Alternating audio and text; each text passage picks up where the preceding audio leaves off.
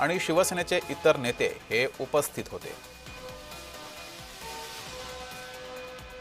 तर दुसरीकडे नाशिकमध्ये महाविकास आघाडी एकत्र येतेय। रखडलेल्या 13 जागांचा तिढा सुटलेला आहे अशी सूत्रांची माहिती आहे।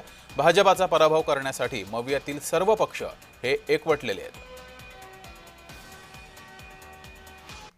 नाशिक महापालिकेसाठी आम्ही महाविकास आघाडीकडून एकत्र याचा निर्णय घेतलेला आहे। यामध्ये भारतीय राष्ट्रीय काँग्रेस पक्ष शरदचंद्र पवार, त्याचबरोबर शिवसेना उद्धव बाळासाहेब ठाकरे, वंचित बहुजन आघाडी, मनसे या सर्वांसोबत आम्ही एकत्र येऊन ही निवडणूक लढण्याचं ठरवलेलं आहे।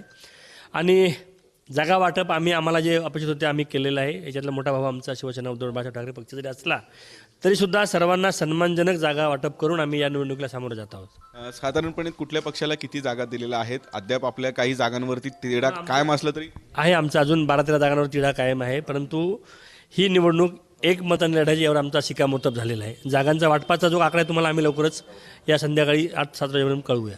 स्थानिक पातळीवर निर्णय म्हणजे असे आहे की नाशिक महानगरपालिकेमध्ये महाविकास आघाडी करण्याच्या संदर्भात वरतून आदेश त्या ठिकाणी आलेले आहेत आणि त्यानुसार आम्ही शिवसेना उद्धव बाळासाहेब ठाकरे गट आणि राष्ट्रवादी काँग्रेस आदरणीय शरदचंद्र पवार साहेब गट यांच्याबरोबर चर्चा केलेली आहे। वंचित आघाडीबरोबर सुद्धा चर्चा सुरू आहे आणि मनसेच्या संदर्भामध्ये शिवसेनेने चर्चा केलेली आहे आणि आमची शिवसेनाबरोबर त्या ठिकाणी आघाडी आहे।